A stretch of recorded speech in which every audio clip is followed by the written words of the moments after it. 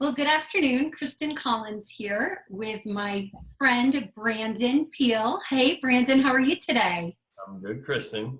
Good to Thank you talk. so much for taking some time to connect during our global pandemic.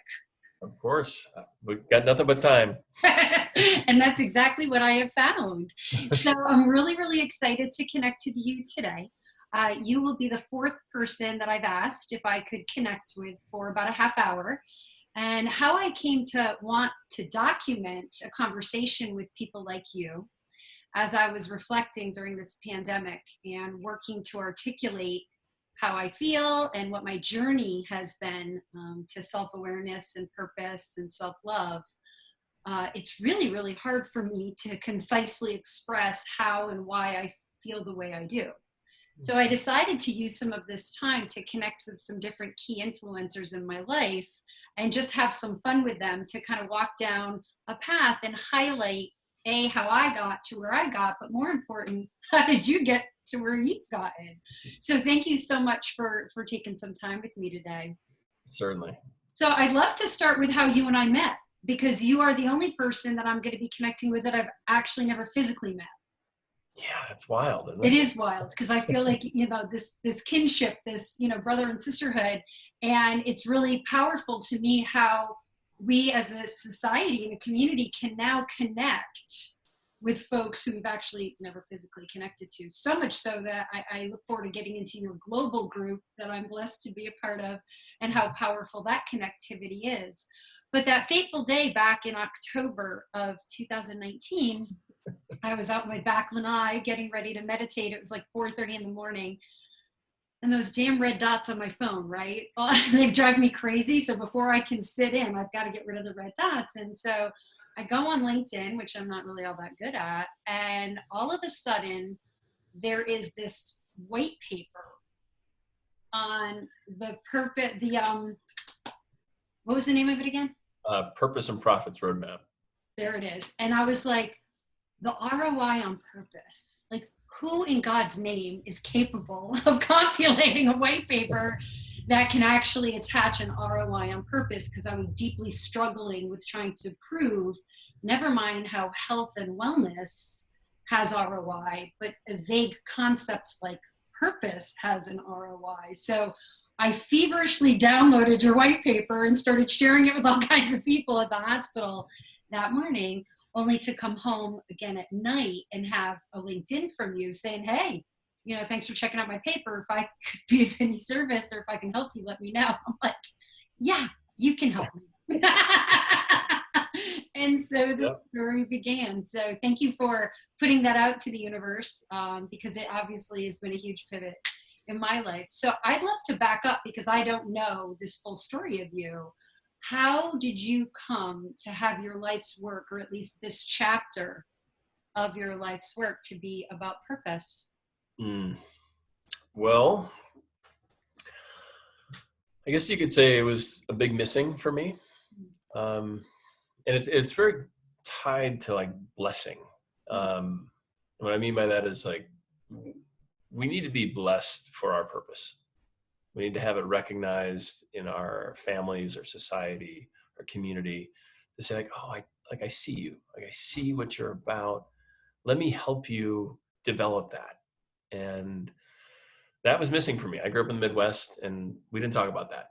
We talked about, you know, Chicago Bears, business, uh, marrying your college sweetheart. That was about it. And and those aren't bad things. Like I still love watching a good Bear game every now and again, but like the as I moved into my 20s, I was like, my life probably should be about something, and I didn't know really where to begin because nobody I knew even used the word purpose. So, like a lot of people, and I think probably more so for people in privilege like myself, like I just escaped.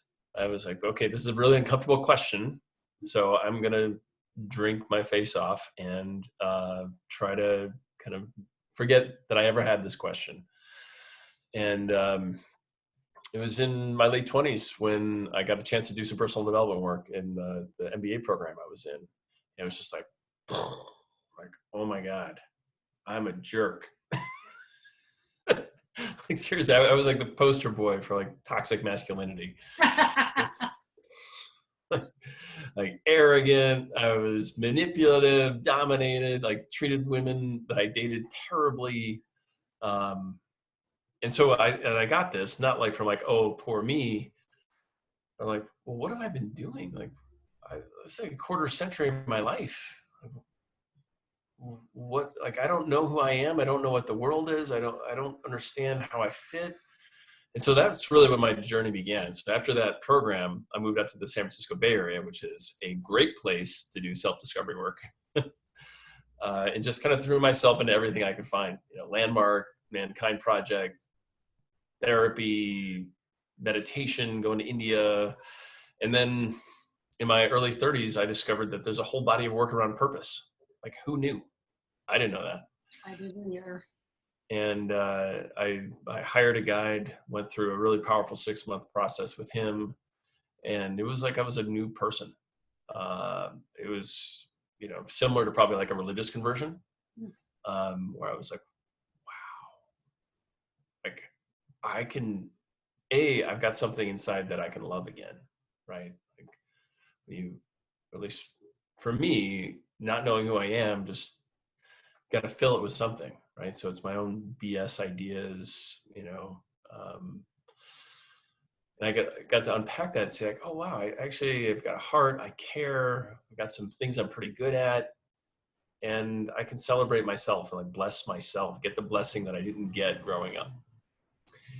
And so, shortly thereafter, I'm like, I shouldn't be the only one with this blessing. Everybody needs to be like this is our divine right. This is a birthright. Like, people need to be initiated unto themselves, to know themselves as having a contribution, as being worthy, as having a vision, their own values, all that kind of stuff, and not just some imposed stuff from religion or society, but stuff that's theirs, that they know they can claim to be true about themselves. And so that's basically when I kind of shifted from being a purposeful person to like somebody who's like, okay, we're going to create a movement. We got to do this. Like, let's get all the crazies together who think about life in this way. Let's aggregate the research. Let's create the business case. Let's envision what this world could look like if we optimized our economy for human flourishing versus, extraction, consumption, wealth accumulation, and, writing books and keynotes, and of course our lovely community of the global purpose leaders. But it's a short answer. It's a beautiful answer. And I think my first reflection upon that is how blessed you are to have discovered that in your 20s. I didn't start my walk of truly awakening until around my 50th birthday. And I was like embarrassed because I'm like, oh, this is such a typical midlife crisis. Here we go, right? But it was, hitting that satiation of having already gone through adult life and raising 2 kids and, getting the stuff, and looking around midlife and being like, what's the point of all this? And so I'm a little jealous, but I'm super happy for you that you caught on in your late 20s and were able to use the majority of your, adult life thus far to be the impactful leader that you are.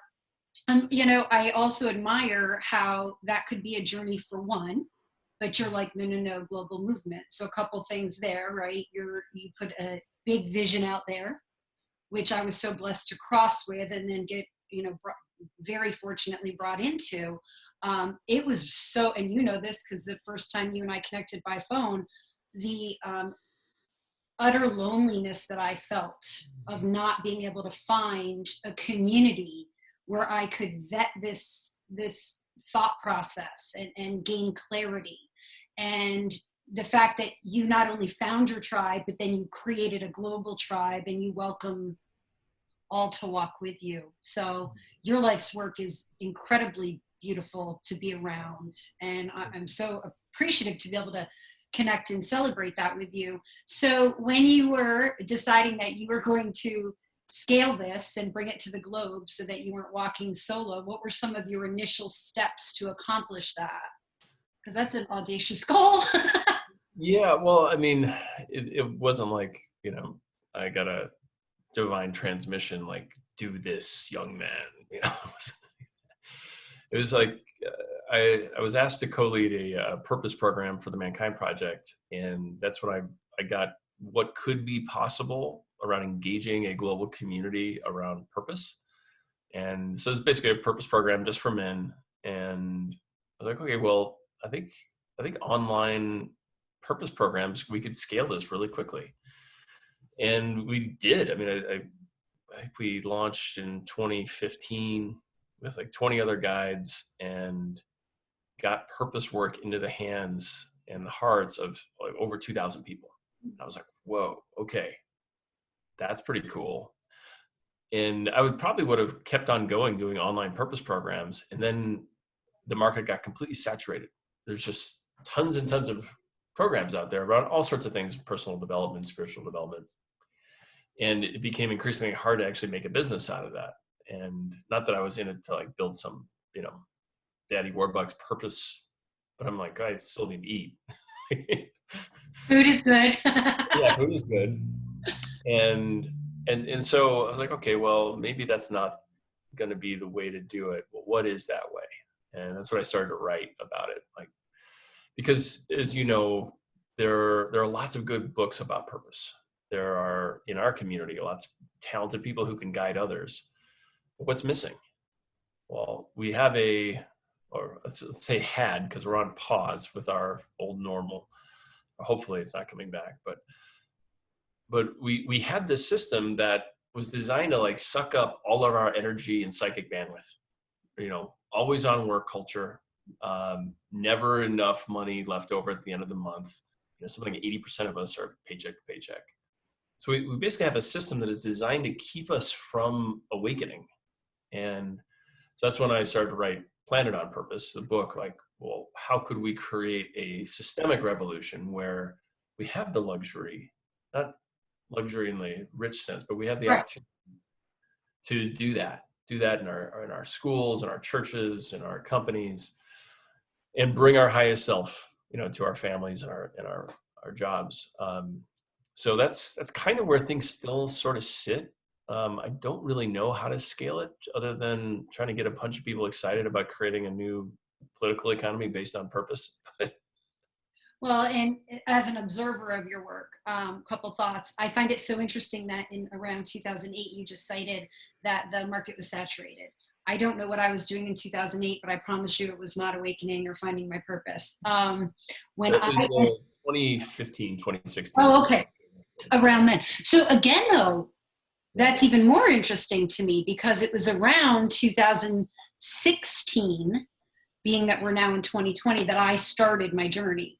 And I couldn't find, I found great books, and then one book would lead to another book, which would lead to three more books.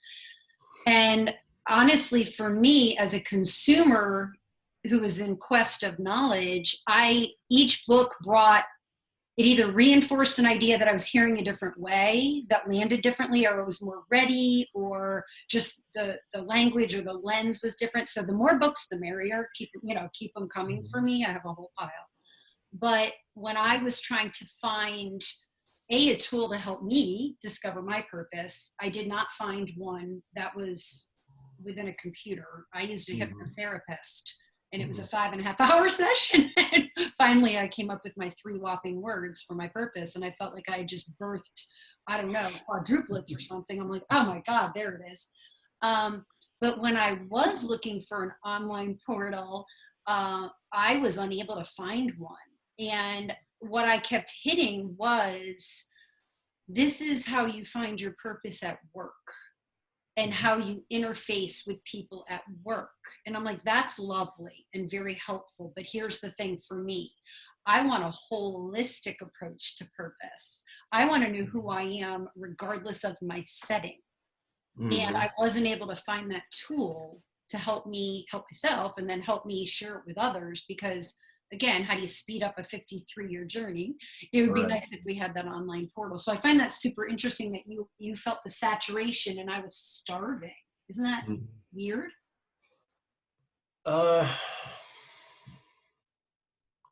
So I think what I mean by saturation is that there are a few other purpose programs out there at the time in 2015, 2016, but there is this explosion in all sorts of personal spiritual development programs. And where, we used to be able to get 150, 300 people on a program, we were getting a tenth of that. Got it. Because, people were like, wow, there's so many to choose from. I'm going to go with this one because this one better meets my needs. Sure. And the other piece is that people who do this work are really bad marketers. As you probably encountered in the global purpose leaders, we're not great business people. Because all we want to do is like the work. We want to help people. We just want to love. Like spending time with like email workflows and SEO and all that. Like most of our colleagues are like, I could give a shit about it. Like, it's so true. So, and there's probably still only a few hundred people in the world that have been trained to do purpose work, and so there's not a ton of people, but the using online communities programs that's what exploded. So probably why you couldn't find it is because it was mixed in with like 57 other programs of from Mind Valley Institute or from Eckhart Tolle or from Tony Robbins, and they all use the same language: find your purpose. But is it really purpose work? And it's one of the interesting kind of East Coast West Coast rap battles we have right now, like what's purpose and what's just a bunch of BS. And what is just true, like spirituality, right? And so that's a really valid and interesting point, and I appreciate you helping me to even understand that. I was coming at purpose through a lens of corporate America. All right, I had my wellness wheel at the hospital that had 6 components of health and wellness, of which the 6th was purpose. So I was trying to find tools to help people find their purpose, right? But not how to get along with each other at work, but also not spirituality, especially for a public entity, right? So it was just this really weird area. Combine that with, why should we believe in this or invest in this? And that's where your paper, it just like was, when it landed on my lap that 4:30 in the morning. And I'm like, this guy's been able to articulate brilliantly in 26 or so pages how to attach an ROI to purpose. And it was the tool that I used to bring internally and say, I finally, after 3 years of looking, have found someone who can articulate why it makes financial sense. So can you just spend a minute or two summating that ROI of purpose? Because I think it's really impactful for people not only to know for themselves, but to be able to share as far as in small or big business. Yeah, of course. So there's kind of 2 types of purpose we want to shine light on. There's like organizations that have this organic transcendent purpose that you could point to on the Maslow's needs hierarchy or the UN Sustainable Development Goals, like mission, purpose-driven, oriented, conscious capitalism, B Corp type stuff. And that's, so at the organizational level, those organizations outperform those who do not have that kind of transcendent human purpose. I think they outperform the S&P by 400%. They, in terms of equity appreciation, they outperform their peers by 12 to 1. I mean, it's basically a best practice, and all this stuff you can find at scienceofpurpose.org. Because it's just like everyone's clear, like they know that internal guidance system for themselves as leaders, as frontline workers, like this is what we're up to. We're about service and fixing this problem, giving this value to people. At the individual level, and especially this is way more true before the pandemic / second Great Depression that we're in. That people are actually more productive, more engaged when they know their purpose. I think it's something like they're 175% more productive. So just imagine like getting 2.75 amount of output out of somebody that you otherwise would not have gotten.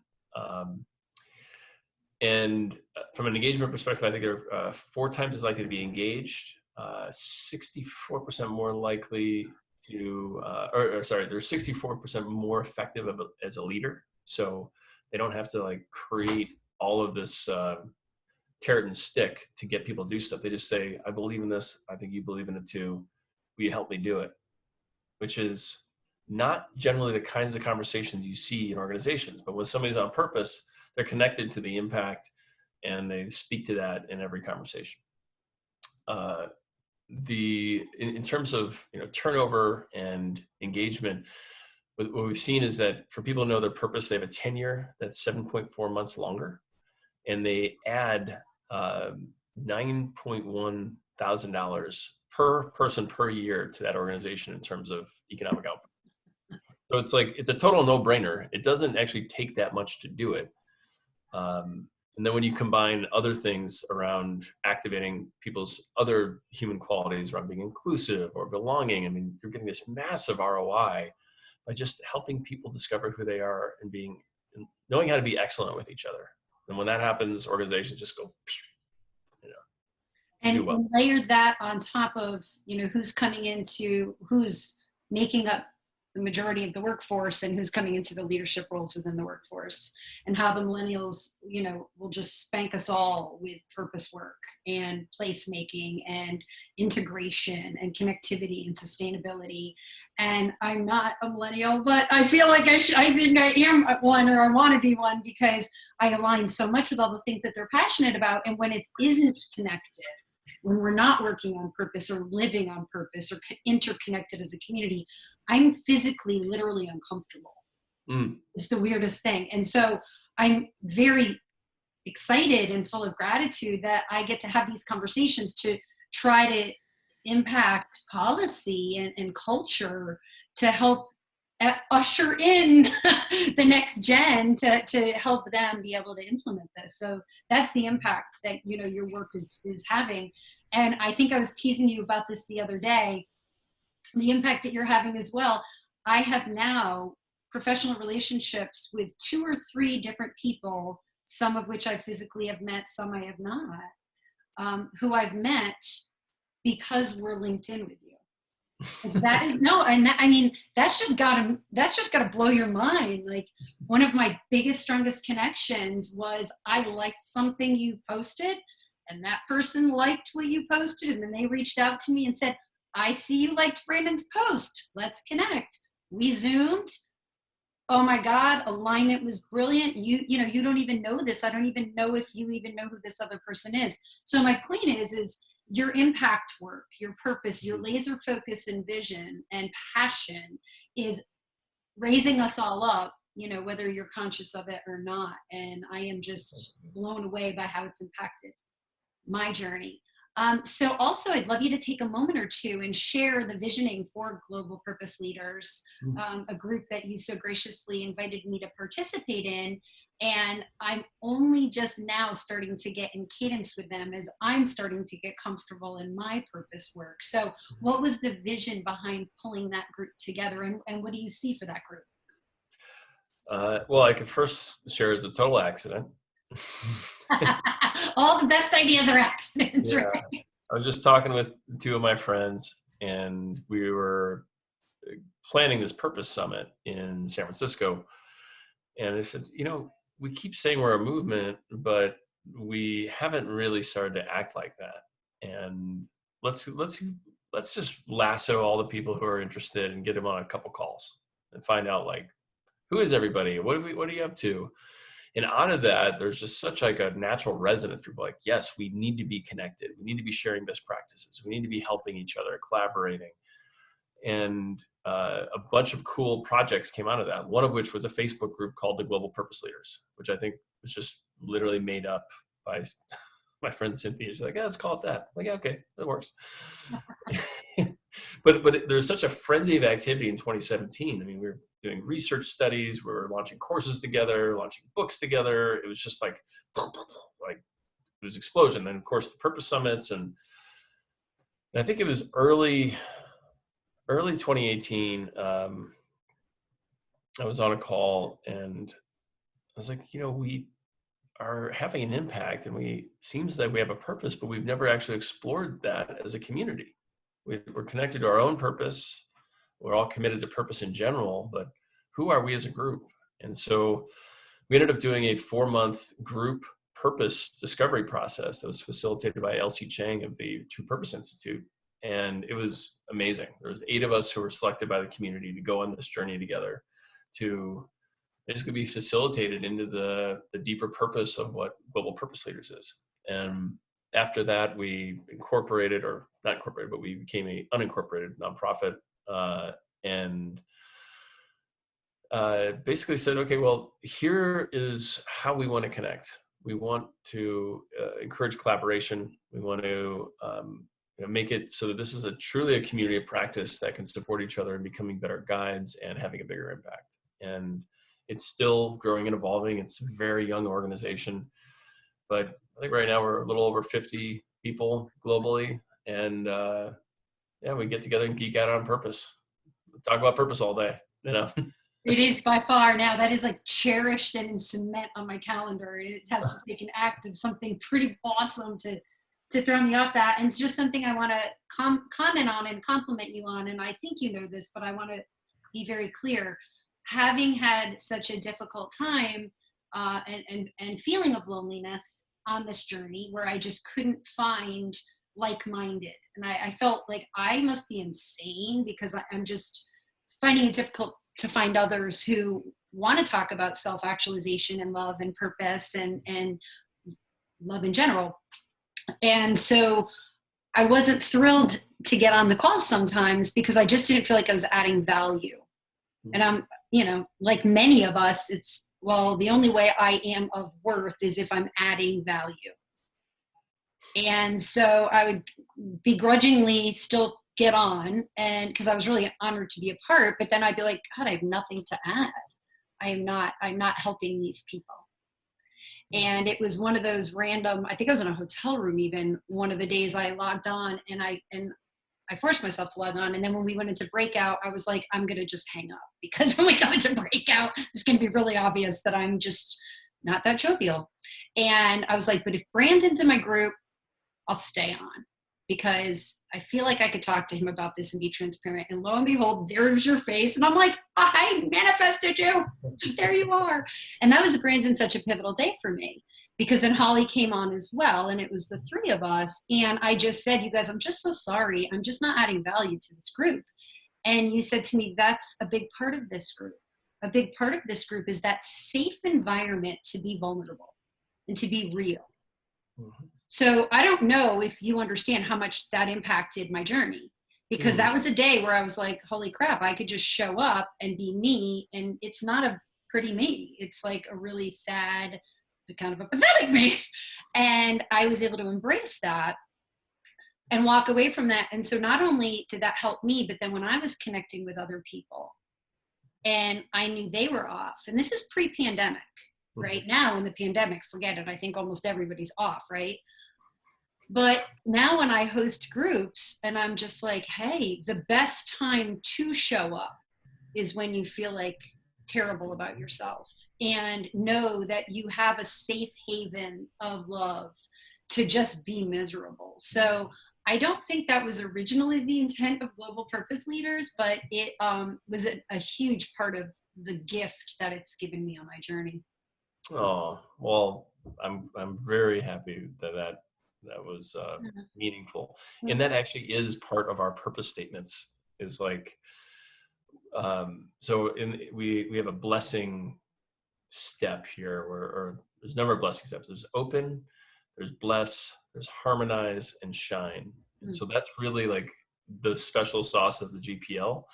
And so we open ourselves to people who hear the call to become part of a movement of people. And then we bless each other. And this is, helping people becoming better guides, but it's also just like giving people full presence and the safety to just be themselves, because this work can be lonely. A lot of people are solopreneurs doing this work. And so just being there to be like, I feel like crap. I ate a pint of Ben and Jerry's, all that's welcome, because I mean, if we're not truthful with ourselves and with our community, like we have no business being, in the purpose space. We've got to just show up like warts and all. Yeah. So thank you for that. Cause that was a huge, pivot for me, but now it's really integral into the support that I'm offering to others. So that was pretty cool. And one last thing, if we can riff on, I want to touch a little bit about the disruption and the pause that we're going through right now. And I wrote down something that you said in our last call. Love is the answer. What is the question? I don't know if you wrote that in our little chat box, but I was like, that is such a mic drop. It is so awesome. I think that this pause right now with for many of us who are choosing to stay at home and be safe as we can possibly be, it's allowing that reflection of the simplicity, right? What's important, what seriously, foundationally, what is important. I'm a little embarrassed as I reflect, like, wow, I mean, you went to your late 20s with your stuff. I ran through my 50s accumulating and wanting and purchasing, whatever, right? And so right now for me, the pause and the simplicity, it's like, to move forward from here, what are my true needs? Love, starting with self, preferably love within my family and my community. But I don't have a lot of needs anymore, it seems. So can you reflect on what this pandemic and this pause is opening up for you? Even though you're a very special being, you still have to have some awakenings that you're experiencing right now. Oh, thank you for that. First of all, I don't know who first said love is the answer. What's the question? But somebody else said that. That's not a Brandon Peele. I never said, I think I said anonymous. Yeah, some really wise hippie at some point said that. And I'm like, yep, keeping that one. Strong work. Yeah, I've moved through a bunch of different spaces. Initially in, I guess, was it late February, early March? It was fear. It was fear, just kind of knowing what had happened during Hurricane Katrina, how in like 12 days we went from a functioning society to Mad Max with like guns and rapes and all that. I was like, fear and partially exacerbated by what I judge to be pretty horrific leadership, and not feeling safe. So fear has come up for me. That's been a big thing.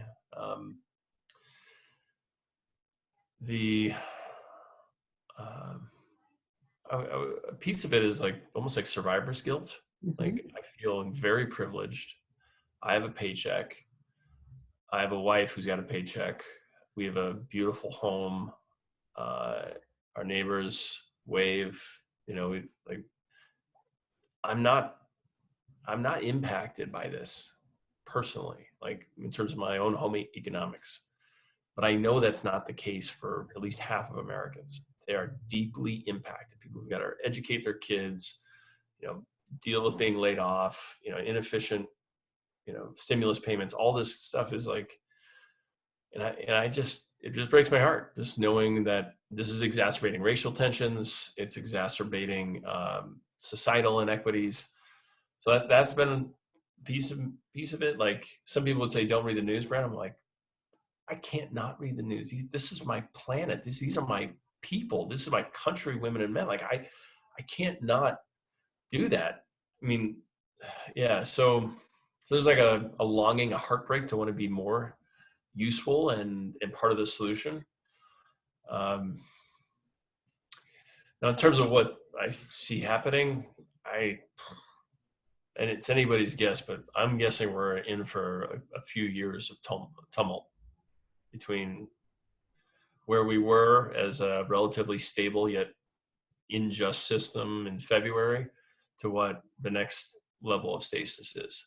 Because, I mean, this is just like, it's like layers of an onion, but it's more like digging through trash and finding another layer of rot and another layer of rot and another layer of rot. Like, everything that we're doing now is just revealing how messed up the old normal was. So we need resilience, self-care, self-love, patience, curiosity, but who knows where the hell it's going. No, I actually really appreciate that summation, because that's something else I haven't been able to articulate. And I know when I'm connecting with others who are less affected, like you've just described, as am I, there is guilt, and that's awkward because you're like, well, wait a minute. And it's not like we're unscathed or totally untouched, but at the same time, we're way better off, right? And when I'm trying to support my community through awareness and education of resilience and self-care and self-love, I also want to be very mindful that I happen to be coming from a pretty safe place, and I don't want to sound condescending or, out of touch, that there Right. are people who, all the things that you've already listed. So it is this weird space for sure. But I think too, I've found myself discussing lately, and you mentioned Katrina, and I live in Southwest Florida where we get hit. I mean, I just saw there's a storm out that has a 50% chance of hitting us. I'm like, woohoo! Now we're going into this year's hurricane season. How fun! But I found myself talking about the acuity of hurricanes and how you have the trauma of it might hit, right? But then it's like, a week or 2 weeks. Then you either know if you got hit or not, and you know how to prepare for it. Mm-hmm. We ate my first rodeo, right? Lived through many, many hurricanes. And then whether it hits or not, it goes away, and then we recover. And that's a very finite period of time in an acute situation. This is so chronic and extensive, with no pre or post game plan. It's just the most interesting thing. And to your point, it is shedding light on all of the dysfunctionality and inequity of our culture. Mm-hmm. So I'm completely overwhelmed too, but at the same time, I'm surreally inspired. I don't have the answers at all, but I do have the faith that there are people like you and our colleagues, at Global Purpose Leaders, and neighbors and friends and family, um, who will come together and put the differences aside to come to a shared vision for what is, equal and fair and love. Yeah. And, you know, I, I don't want to get too political here, but the, the most comprehensive, beautiful expression of what that next normal could look like are Elizabeth Warren's plans. I mean, Mm. she's already thought through this stuff. This is pre-pandemic. She's like, yeah, all this stuff's broken. I got a plan for that, plan for that, plan for that. And so who knows? I mean, we do have competent, there are some competent leaders, and they might start to think newly about what would a society be like that evokes purpose, that is honors the dignity of all humans and all life on earth. And we got a pretty good roadmap over there on this website that nobody goes to anymore because she's not running. Well, maybe now, because you've just put it back out there, you seem to have a way of just sprinkling things out in the universe, and the rest of us find it. So thank you for that trail of breadcrumbs. And I too, I think what I'm finding in the purpose space is, and it just happened in my last little paragraph there, I keep coming to the conclusion of connectivity and finding the commonality. And it's interesting when a piece of mail comes in from all different people, for the primary, and it's all the hate and all the anger and all the blame. And I just recycle, because all the names just blur to me. And one crossed recently, and I didn't pause long enough to actually look at who the candidate was or what race they were in, but it was one of unity and finding commonality. And I'm like, thank, thank, thank you. Thank you. Like, we are the United States of America. That's the point. And so I hope that through this horrific, horrific situation that's going to be here for a while, and the natural rallying of communities that's occurring in a lot of cases, and coming together to support one another, and we're going to have to do that to get through this. Otherwise, I don't even know. I don't even want to think about it if we don't. Yeah, yeah. And I think at some point we're going to reflect on this and be grateful for it. A buddy of mine who's biracial, bisexual, I asked him how he was doing after the 2016 election. And he's like, big part of me is afraid. Like, a big part of me is afraid. And there's also a pretty big part of me that's kind of excited that we have this level of dysfunction, because now we can do something about it. So true. Or when it was just like, la-di-da, everything's good. All the bad stuff happens in the ghetto. We don't have to worry about it. Like now it's like, oh, we got to look at ourselves in the mirror as a collective people. Like, we did this. We get the leaders we deserve. Why do we deserve this? Well, some are calling it the Great Awakening. Yeah, I'm hoping. Yeah, you and I both, brother. Mm-hmm. Well, Brandon, I can't thank you enough for taking some time to just connect and level set and inspire, plant another seed of inspiration in me to keep on keeping on. And thank you for your work. Thank you for your leadership. Thank you for your inclusion. And maybe one of these days I'll actually get to meet you in person. Yeah. We'll get through this. If only at 6 feet, all this wave. With proper PPE on. Thank you so much for taking the time. Take care. Bye.